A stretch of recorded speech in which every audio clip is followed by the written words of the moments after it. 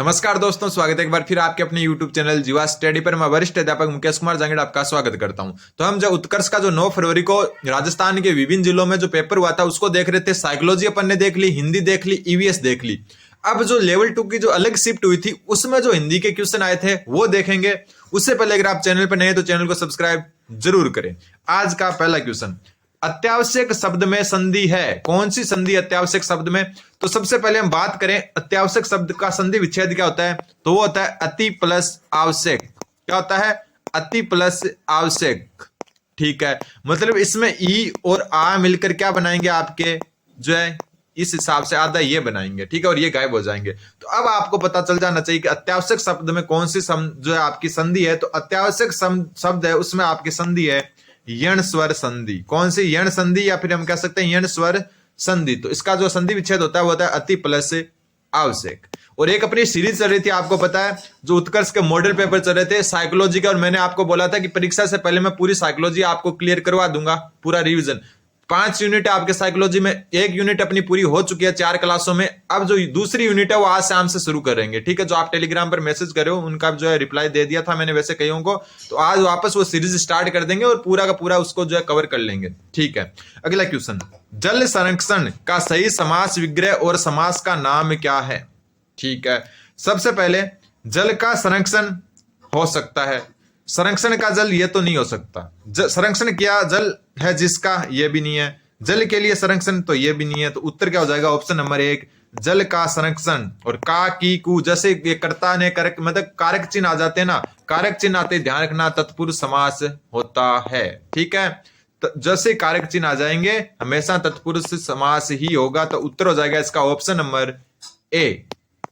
अगला क्वेश्चन है अत्यधिक शब्द में उपसर्ग कौन सा है? अत्यधिक शब्द में कौन सा उपसर्ग है? तो अत्यधिक शब्द है ये जो है आपका अति प्लस अधिक से बना होता है। किससे? अति प्लस अधिक से। तो अब आप खुद सोचो कौन सा उपसर्ग है इसमें, तो उपसर्ग है इसमें अति। तो उत्तर हो जाएगा आपका ऑप्शन नंबर डी, अति। अगला क्वेश्चन है उद्योग शब्द में इक प्रत्यय लगाने पर, मतलब उद्योग शब्द जो है आपका उद्योग, उसमें इक प्रत्यय लगाने पर क्या बनेगा? नया शब्द क्या बनेगा? तो देखो औद्योगिक नहीं बनेगा, ध्यान रखना। जैसे इक प्रत्यय लगेगा उद्योग में तो उ जो है वो औ में बदल जाएगा। उत्तर इसका हो जाएगा ऑप्शन नंबर सी, औद्योगिक। ठीक है, ये अच्छा क्वेश्चन था। वैसे आपको पता भी है, इजी क्वेश्चन है कि औद्योगिक, उद्योग में इक प्रत्यय लगते ही जो उद्योग का जो उ होता है वो औ में बदल जाता है और औद्योगिक जो है इसका पूरा नाम है हो जाता है। तो उत्तर हो जाएगा ऑप्शन नंबर सी। अगला क्वेश्चन है व्यक्तिवाचक संज्ञा का उदाहरण है। व्यक्तिवाचक संज्ञा कौन सी होती है? जो किसी व्यक्ति, स्थान या जो है वस्तु का नाम का जो है अपने को बोध करवाए। तो देखो चट्टान जो है आपकी क्या जातिवाचक संज्ञा है। ठीक है, चट्टान क्या जातिवाचक संज्ञा, क्योंकि चट्टानें बहुत सारी होती है, बहुत सारे प्रकार भी होते हैं। इसके अवसादी चट्टान हो गई, कायांतिर चट्टान हो गई, आग्नेय चट्टानें हो गई। ठीक है, बांध भी आपकी जातिवाचक संज्ञा है। क्यों जातिवाचक संज्ञा है? क्यों? क्योंकि बांध बहुत सारे हैं, भांगड़ा नागल बांध है।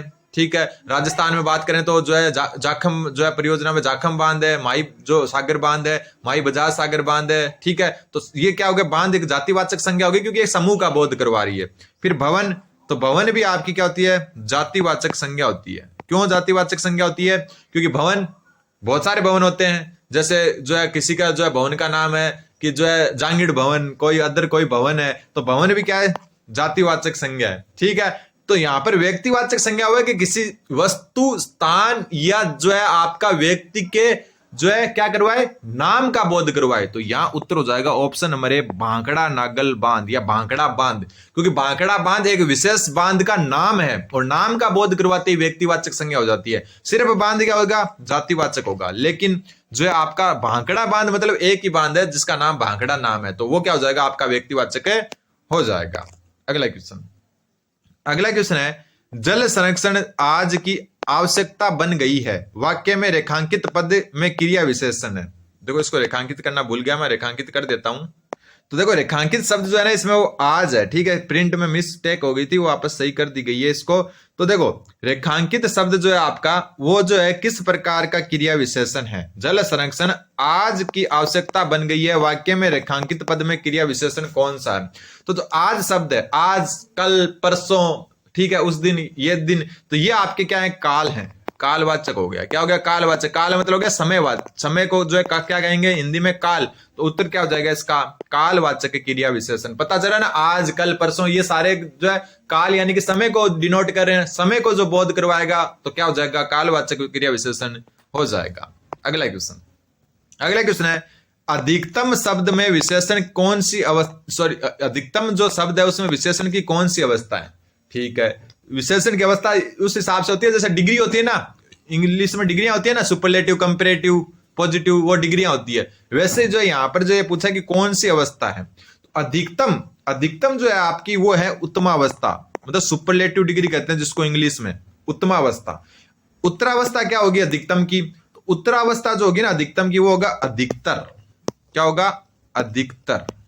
ठीक है। और मूलावस्था, मूलावस्था होगी अधिक, मतलब इंग्लिश वाला वही टर्म है बस हिंदी में लिखा हुआ है। मूलावस्था मतलब पॉजिटिव डिग्री, उत्तरावस्था यानी कंपैरेटिव डिग्री, उत्तमावस्था यानी सुपरलेटिव डिग्री। तो अधिकतम जो है इसकी उत्तमावस्था है, इसका जो उत्तरावस्था होगी वो होगी अधिकतर, और जो मूलावस्था होगी वो होगी अधिक। तो ध्यान रखना ये इसका जो है पूरा कॉन्सेप्ट है।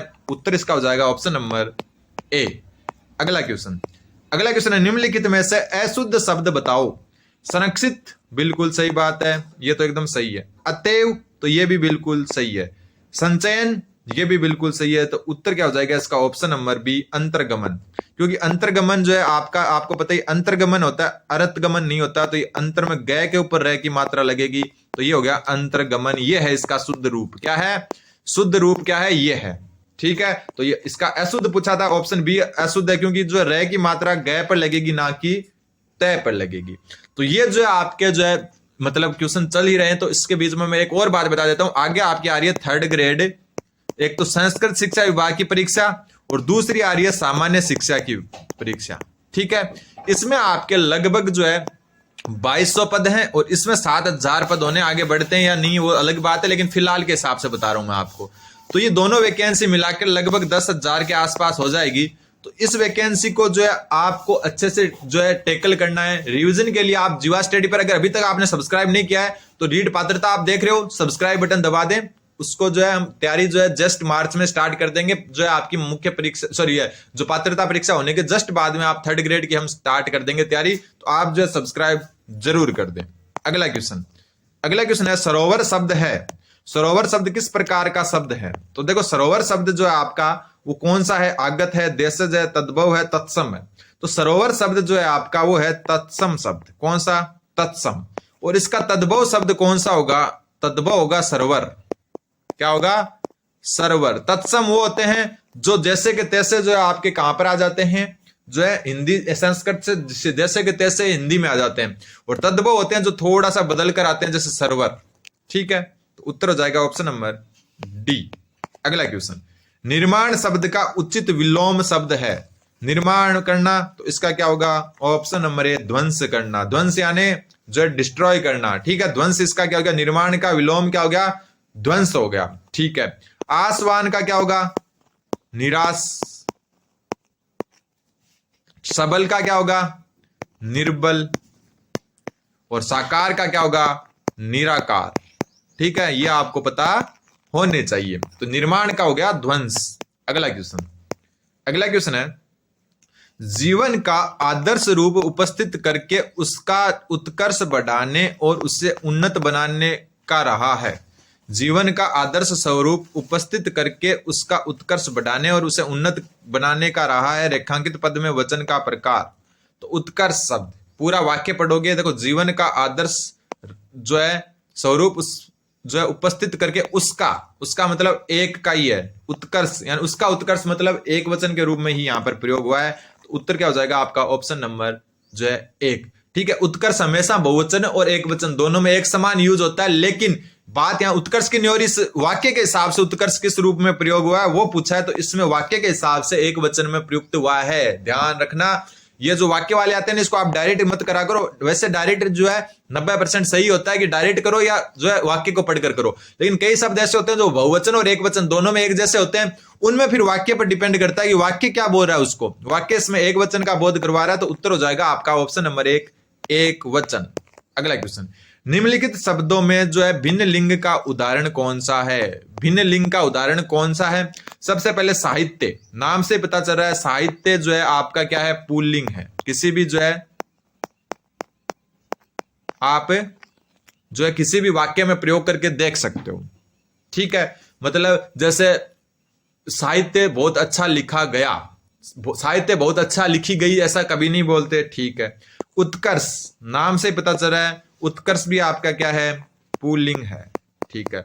उन्नति, नाम से पता चल रहा है कितनी उन्नति हुई, कितना उन्नति हुई कोई नहीं बोलता, मतलब ये स्त्रीलिंग है, ठीक है। फिर बात करें आनंद की, तो ये तो नाम से पता चल रहा है आनंद लड़कों का नाम होता है, वैसे आनंद जो आपका शब्द है वो भी क्या हो गया? आपका पुल्लिंग हो गया। तो यहां भिन्न लिंग कौन सा है? उन्नति, क्यों? ये स्त्रीलिंग है, बाकी तीनों पुल्लिंग है, तो उत्तर हो जाएगा आपका ऑप्शन नंबर सी। अगला क्वेश्चन, सबका अवसान आनंद में ही किया गया, सबका अवसान आनंद में ही किया गया वाक्य में प्रयुक्त काल कौन सा है? बहुत अच्छा क्वेश्चन है कि सबका अवसान आनंद में ही किया गया है, ठीक है। ये सामान्य भूतकाल तो है नहीं, ये भी भूतकाल नहीं है, ये भी भूतकाल नहीं है। क्यों? क्योंकि ये जो भूतकाल होते हैं ना, इसमें जो है था, थी, ये रहा, थी, रही थी, होगा, होगी, ऐसे आते हैं। लेकिन यहां पर है आ रहा है, फिर भी ये क्या है? भूतकाल है। और ऐसा सिर्फ एक में ही होता है, आसन भूतकाल में। कौन से भूतकाल में? आसन भूतकाल में। और आसन भूतकाल क्या होता है? इनको थोड़ा सा अच्छे से पढ़ लेना, एक तो पदबंध और ये भूतकाल वाला, काल वाला, इनको अच्छे से पढ़ लेना। आसन भूतकाल में होता है कि अभी अभी समाप्त हुआ हो, अभी अभी समाप्त हुआ हो, ठीक है। जैसे सबका आनंद अवसान में ही किया गया है, ठीक है, तो अभी अभी समाप्त हुआ हो, उसको कहते हैं आसन भूत काल। अगला क्वेश्चन है ये, इसमें भी रेखांकित नहीं किया हुआ, इसमें रेखांकित ये था, ठीक है। ये रेखांकित कर देता हूं मैं, ऐसे गोलाई बना देता हूं, इस पर बॉक्स बना देता हूं।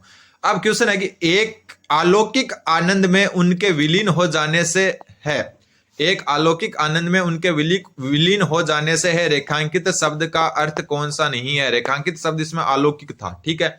अलौकिक शब्द का कौन सा अर्थ नहीं है वो पूछा है। अलौकिक जो इस लोक के बाहर का हो, जैसे देवता होते हैं वो अलौकिक होते हैं, अलौकिक शक्तियां बोलते हैं ना अपन, अलौकिक शक्तियां मतलब इस लोक से बाहर की कोई शक्तियां। तो जो इस लोक में न दिखाई दे, बिल्कुल अलौकिक वो होते हैं जो इस लोक में नहीं है, पृथ्वी लोक पर नहीं है, बाहर से किसी लोक से जो है आपके होते हैं वो अलौकिक। लोकोत्तर, लोकोत्तर मतलब लोक से बाहर के, ठीक है, तो ये भी इसका अर्थ है। परलोक से संबंध रखने वाले, बिल्कुल, लोक तो अपना पृथ्वी हो गया, परलोक जो परमात्मा का लोक होता है, मतलब जिसको अपन जानते नहीं है, तो अलौकिक मतलब परलोक से संबंध रखने वाला, बिल्कुल सही है। इस संसार से संबंध रखने वाला, तो संसार या पृथ्वी से जो संबंध रखता है, जो अपनी दुनिया से, वो होता है लौकिक, तो ये इसका अर्थ नहीं है। उत्तर हो जाएगा ऑप्शन नंबर 4, क्योंकि ये आपका लौकिक का है, ठीक है। अलौकिक जो होता है वो अलग होता है, अलौकिक मतलब लोक से परे, और इस संसार या लोक से जो अपने जो पृथ्वी से संबंध रखता है उसको लौकिक कहते हैं। तो इसका उत्तर हो जाएगा ऑप्शन नंबर डी, क्योंकि अर्थ नहीं पूछा था। अगला क्वेश्चन है, विद्या के बिना मनुष्य पशु है, विद्या के बिना मनुष्य पशु है, वाक्य किस प्रकार का क्रिया विशेषण है? ठीक है, विद्या के बिना मनुष्य पशु है, तो वाक्य किस प्रकार का जो है क्रिया विशेषण है? ऐसे क्वेश्चन कैसे करने हैं आपको? विस्मयादि बोधक तो है नहीं, ठीक है, क्योंकि विस्मयादि बोधक में तो ये चिन्ह भी आता है कहीं ना कहीं, तो ये तो है नहीं, ठीक है। कालवाचक है नहीं, क्योंकि आज कल परसों समय का तो उल्लेख है नहीं इसमें, ठीक है। समूचे बोधक इसलिए नहीं है क्योंकि किसी समूह का उल्लेख भी नहीं है।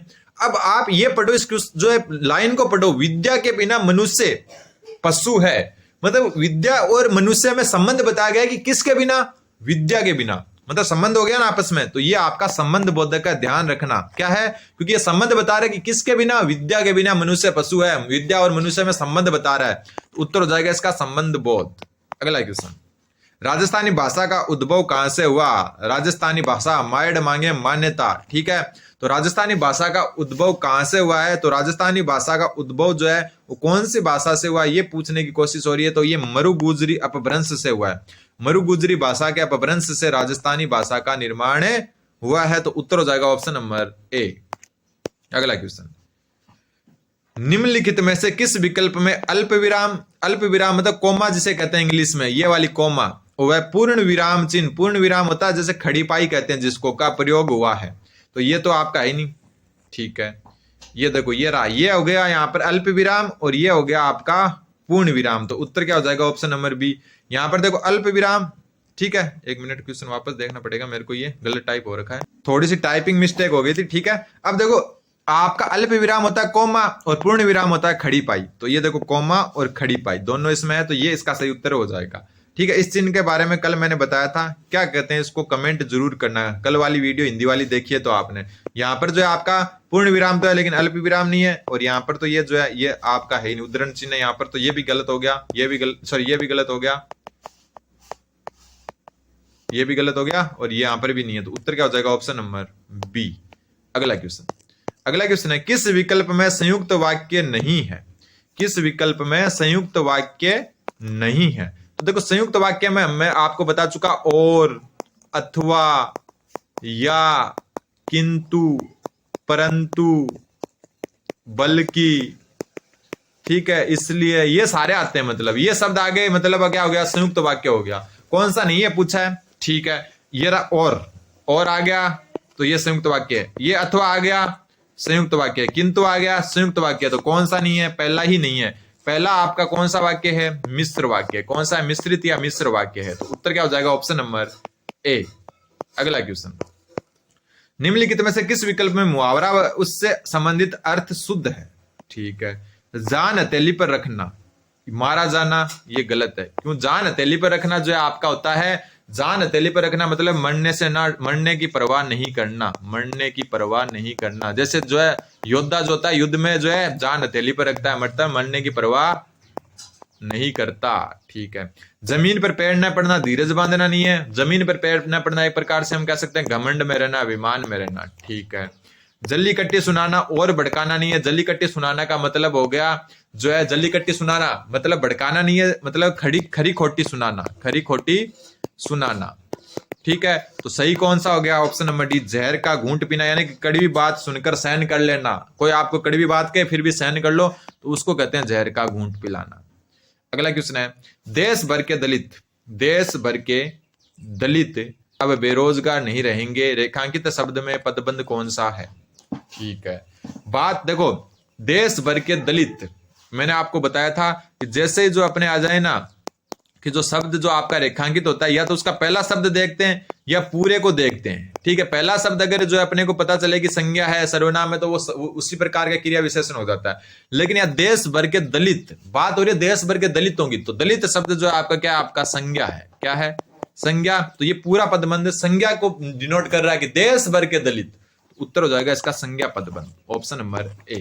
तो ये अपने जो है 20 क्वेश्चन थे जो आपके जो है लेवल 2 वाले जो शिफ्ट हुई थी उसमें आए थे उत्कर्ष का ऑफलाइन टेस्ट में, और इसके जो 10 क्वेश्चन शिक्षण विधियों के थे वो हमें करवा चुका, क्योंकि लेवल 1 और लेवल 2 दोनों में शिक्षण विधियों के 10 क्वेश्चन सेम आए थे, हिंदी के अलग अलग आए थे।